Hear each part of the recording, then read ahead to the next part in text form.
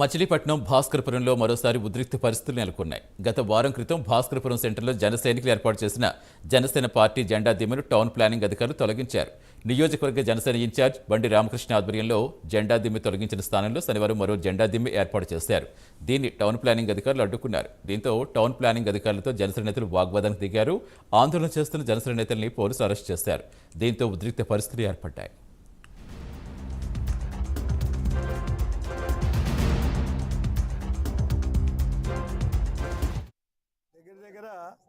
వారం రోజుల క్రితం ఇక్కడ బండి కరుణాకర్ గారు దళిత జేఏసీ నాయకుడు, ఆయన పవన్ కళ్యాణ్ గారికి 11వ వార్డులో డివిజన్ ఇన్ఛార్జిగా ఉండి ఆయన అభిమానంగా ఇక్కడ జనసేన జెండా దిమ్మ కట్టుకోవడం జరిగినప్పుడు అది జెండా దిమ్మ మేము అందరం ఓపెన్ చేసాం.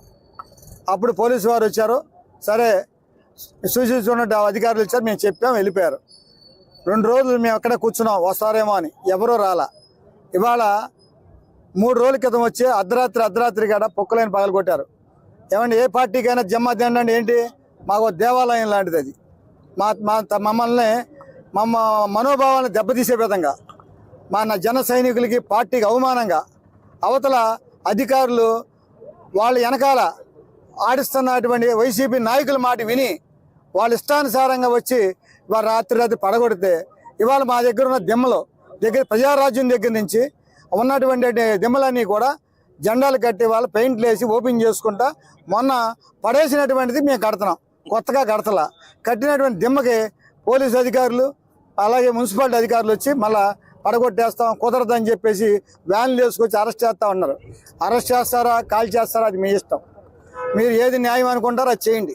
మేము మాత్రం వెనక్కి వెళ్ళాం. పూర్తి సమాచారం మా కరెస్పాండెంట్ సాంబశివరావు జనతను. సాంబశివరావు, ప్రస్తుతం ఎలా ఉంది అక్కడ పరిస్థితి, ఏం చెప్తున్నారు?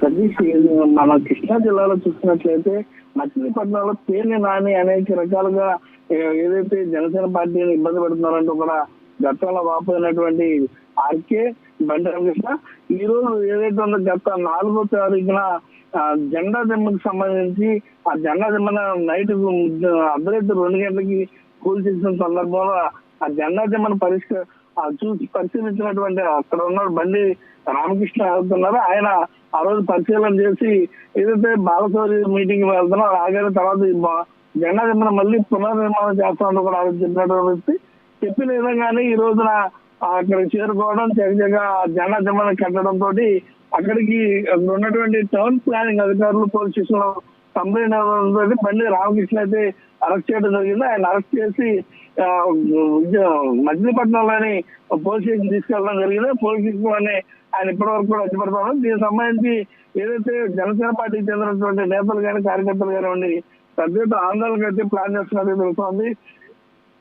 ఏదైతే జెండా దిమ్మల్ని అంటే వేరే చోట్ల కూడా చాలా చోట్ల వైసీపీకి చెందినటువంటి జెండా దిమ్మలు ఉన్నాయి, వాటిని ఎక్కడ కూడా టచ్ చేయకుండా కేవలం జనసేన పార్టీ జెండా దిమ్మల్ని కానివ్వండి జనసేన పార్టీ ఫ్లెక్సీలకు సంబంధించి కానీ అనేక రకాలుగా ఇబ్బంది పెడుతూ కూడా ఇద్దరు జనసేన పార్టీని ఇబ్బంది పెడుతున్నారంటూ కూడా వారందరూ కూడా వాపోతున్నటువంటి పరిస్థితి.